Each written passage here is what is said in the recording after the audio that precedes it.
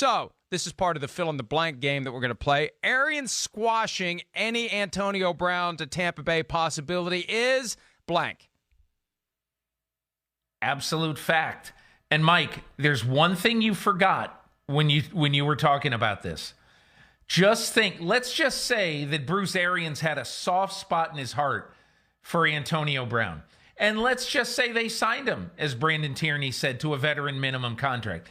And let's just say the first game of the season that Chris Godwin is 7 for 116 and Mike Evans is 5 for 105 with 2 touchdowns. And Antonio Brown has 2 targets, 1 catch for 19 yards. What do you think Antonio Brown's reaction is going to be when he's 2 targets, 1 catch for 19 yards? Is he going to say, hey, I'm just here for the team? And, so that is the biggest thing that I thought of about this whole thing, Mike. And that is that it would be hard, very hard, for Antonio Brown to come in as a third wheel in that receiving core. Let me take it another direction. My answer to this question is Arians squashing any AB to Tampa Bay possibility is irrelevant because he's got 3 active investigations that the NFL is still potentially going to suspend him for. The sexual assault rape lawsuit from last September, the alleged harassment of the person who spoke to Robert Klemko of SI.com last year with another incident about Antonio Brown, and he allegedly went after her on text message. And then the incident from earlier this year with the driver of the moving truck that he didn't want to pay, so he threw a rock at the truck and then allegedly beat up the driver and busted open the back of the truck and took his stuff out. He may not play at all this year. I mean, if Tom Brady needed to be placated, the easiest way to do it, Peter, would have been to say, sure, we'll sign Antonio Brown, knowing full well that he's probably not going to play at all this year.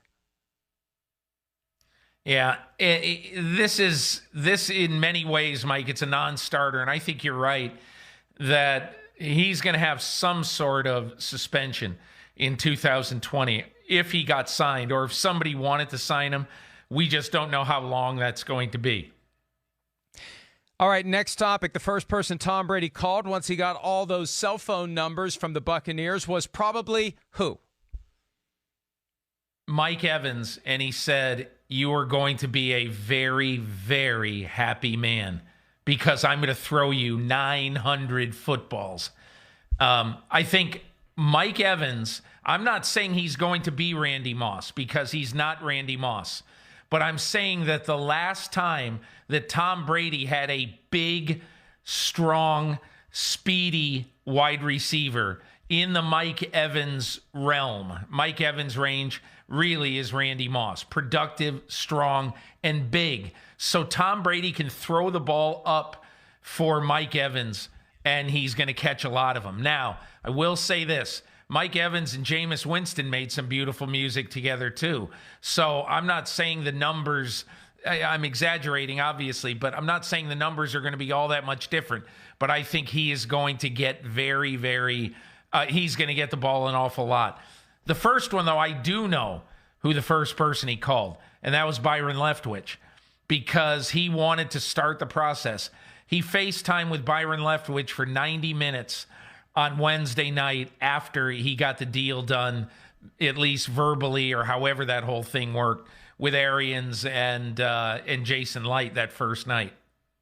See, I think the first player that he should have called is O.J. Howard. He's become kind of the forgotten man. He's never lived up to his potential. And to the extent that Tom Brady is looking for another Gronk, that's the guy that I want to get to quickly and say, forget about the first 3 years. I know how to get the ball to a tight end, and I know what I need out of my tight end to make a difference to open up the rest of the offense, and we are going to work together any way we can to allow you to reach your full potential, and I'm here to help you become the player that you always were supposed to be. So Mike Evans, he's going to be Mike Evans. You don't need to give Mike Evans a pep talk. O.J. Howard's the one who's been the disappointment. He's the one who was the subject of trade rumors. He's the one that he needs to get through to. All right. Well, good. We'll end that topic. I like that a lot. I'll take the compliment and move on. If you were a general manager interested in signing Cam Newton, your first question to him would be what? if we bring you in and you don't win the starting job, are you going to be a team guy and support the starting quarterback? And Mike, I refer mostly to the Jacksonville Jaguars, because if I'm the Jaguars and I'm Dave Caldwell and I'm Doug Marrone, I'm rubbing my hands together and I'm saying, I'm going to get either the first pick in the draft in 2011, who's got a burr up his saddle with something to prove, or I'm going to get the first pick in the draft in 2015, who's got a burr up his saddle and he's got something to prove. I have a gift for not much money, okay? I'm going to get one of those too. And that's going to be my question for each guy, but particularly for Cam Newton. Because, look, Jameis Winston hasn't been an MVP, and Jameis Winston is coming off a slap-in-the-face 30-interception season. Cam Newton's just coming off being hurt. And so I would want to know, if Gardner Minshew's the starting quarterback of this team, as silly as it sounds, but if he is, are you going to support him, and are you going to be a good number two for as long as you are number two? See, my question is much more general, much more open-ended, and I think the answer will be much more telling about the current mindset of Cam Newton. My question will be, how much money do you want? And how he answers that question is going to tell me exactly where his mindset is. Does he view himself as an unquestioned starter who would not accept anything other than the number one spot on the depth chart? Does he say, I'll take whatever you pay me, I just want to be on a team? Does he say, I want $30 million a year? You know, he had that comment when Matt Rule was making the rounds 4 weeks ago at the scouting combine with that bullcrap notion that he's looking forward to coaching Cam Newton, which was all about trying to conjure up a trade market when there was none. And Cam Newton had the social media video where he says, all I want is a commitment. What kind of a commitment do you want financially? Because that's going to tell me whether or not he fits with what I'm looking for. Am I looking for a clear-cut number one starter like the Chargers should be with Cam Newton? Am I looking for a guy who maybe fits in as a backup, who can help groom Gardner Minshew and play if Minshew stumbles? What Cam Newton wants financially is going to answer all those questions, Peter. Yeah, but still, I mean, look, especially with a team with a lot of cap room, you could make Cam Newton happy. I mean, we're not paying you $25 million. You could structure a contract that is a ridiculously incentive-laden contract so that he'd make really good money if he played. But, I mean, to me, if I'm Cam Newton, I'm going to say, hey, I'll work with you, and I'm not going to be greedy or whatever it is, because I want to get to second base. If I know that that's a trap question, okay, how much money do you want? Why in the world would you say $30 million? Then they're going to say, hey, have a good life. I mean, you're going to say, hey, I'll work with you. We'll just figure out what's fair, and I'll work with you. To me, biggest thing is, are you going to be go ahead. No, the Colts just gave Phillip Rivers $25 million after he turned into an interception machine last year with that funky sidearm motion of his. But he's not Cam Newton. He's not Cam Newton. If Cam Newton's, but he gave him $25 million. Cam Newton is worth it. Cam Newton, for 1 year. For 1 year. Well, and he's not hurt. He's not hurt. Yeah. Here's the thing. Before I do the dance with Cam Newton, obviously I'm not going to sign him until I can give him a proper physical. But I don't think Cam Newton's going to mince words about what he wants financially. I think he will be very candid about it and be very open about it. I just think that's going to tell you where his head's at. What will he say? The point of how he fits. I think at least $25 million. At least. If Rivers and Breeze and Brady are all I'd tell him to go million. fry ice. I'd tell him forget it. I'm not paying you $25 million. How do I know who you are? And if I pay you $25 million, that means you're a guaranteed day one starter. And look, I'm not saying that he isn't a starting quarterback in any way, shape, or form. He is. But I don't know what he is right now. He hasn't played football effectively for a year and a half. He's coming off shoulder surgery and foot surgery. I don't know what this guy is. And so that's why to guarantee him a lot of money, I think, is foolish.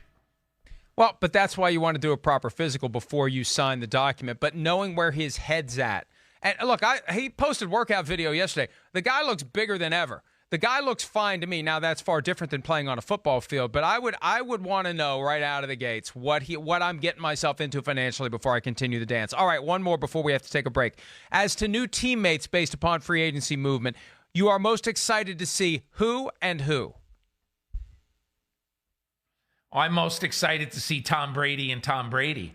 And when I saw this question early this morning, I said to myself, well, I could think of a lot of guys who, a lot of teams who have signed a bunch of guys. If I'm Sam Darnold, I'm happy that they rebuilt the offensive line. And if I'm the Giants, I'm happy I have Bradbury and the Ravens with their pickups.